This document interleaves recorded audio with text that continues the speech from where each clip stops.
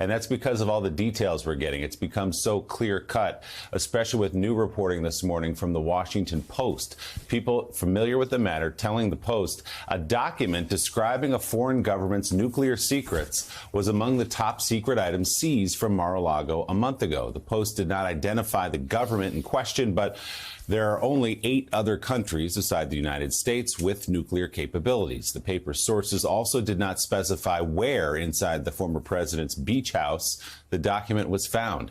In the days after the FBI search, the Post reported investigators were looking for nuclear documents. Donald Trump had denied that reporting. People familiar with the search tell the Washington Post some of those top secret documents seized from Mar-a-Lago detail American secrets that are so closely guarded, many national security officials even lack the clearance to view them. The former president's spokesman responded to this latest reporting, tweeting, quote, "The Washington Post continues to serve as the propaganda arm of the Biden administration instead of operating openly and honestly. They collude in never-ending leaks and lies at the expense of the integrity of the FBI and the DOJ." All this reporting from the Post has not yet been confirmed by NBC News, and the Justice Department has declined to comment. So, guys, obviously, as usual, the Trump spokesman not addressing the specific claims in the piece, but just attacking the Washington Post.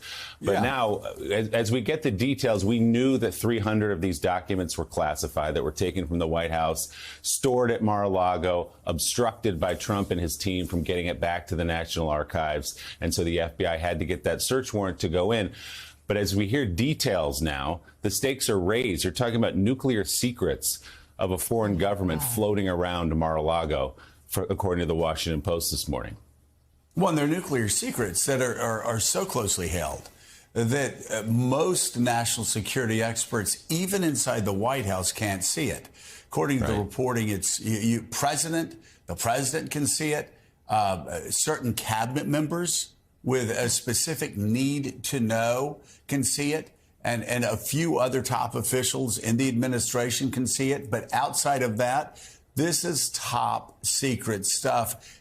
And it was just sitting around in Mar-a-Lago. Think about that. It was sitting around in Mar-a-Lago, where you have top secret documents, according to this Washington Post report, which, by the way, who are you going to trust? Carol Leonnig, the Washington Post, or Donald Trump, as far as track records for telling the truth? That one's pretty easy. Social. Yeah, but you go and you look at this, and again, you have people that had top security clearances that were not allowed to see these documents because they were so sensitive to America's national security and our understanding of other countries. We had information that most of the world didn't have. Donald Trump takes it out of the secure location, takes it out of the White House, where many of his cabinet officials wouldn't even have the clearance to see it.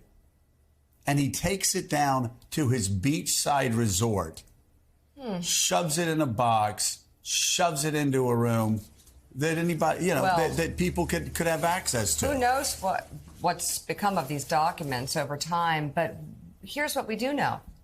There is absolutely no denial coming from Trump's team or Trump himself that he had these documents that do not belong to him in his possession. And they still haven't explained. Nobody on his team has explained. No Republican in Congress has explained. Donald Trump himself has not explained. Why did he have top secret documents in his beachside resort? Why did he steal them from the White House? Why did he remove them improperly? What was he doing with them? Not one explanation. They attack others when they find out that it's really bad news and the word gets around from Trump world to other Republicans. Hey, listen, this is tough. You may not want to talk about it. It's worse than we think. Then they start making up things about the IRS wanting to go to Iowa and gun people down. It happened the morning after they get news that this is really bad. So they're wildly doing whatever they can to distract and not answer the question at the heart of this. Why did he remove highly classified documents? Why did he remove top secret documents from the White House when he knew, the people around him knew, that he was breaking the law doing it? Let's bring in the host of Way Too Early, White House bureau chief at Politico, Jonathan Lemire, NBC News justice reporter Ryan Riley, and former U.S. attorney and MSNBC contributor Barbara McQuade. Good to have you all on Well, board. Barbara, this break this down for us. If the Washington Post reporting plays out correctly, what are the consequences of having top secret documents that even people, some of the most highest ranking people inside of his White House and in the national security apparatus would not have clearance to see these documents? Well, Joe, I think there are two things about this that are very significant. One is, regardless of classification level, it is clear now that this relates to national defense information. And that's the language of the Espionage Act. And so Donald Trump can claim to have declassified documents all day. He might even have been successful, and that would be no defense to this claim. The other thing I think is significant about this is it makes it almost impossible for the Justice Department to decline to bring criminal charges. You know, we talk about how they exercise discretion. Sometimes there are technical violations, but unless there are aggravating factors, sometimes they'll decline and just get their documents back and be on their way. I think with something that is as egregious as this, it would really be impossible for them to decline. And one other thing I want to say, Joe, I think that there has been speculation by Trump's lawyers who are howling that this is a leak by the government.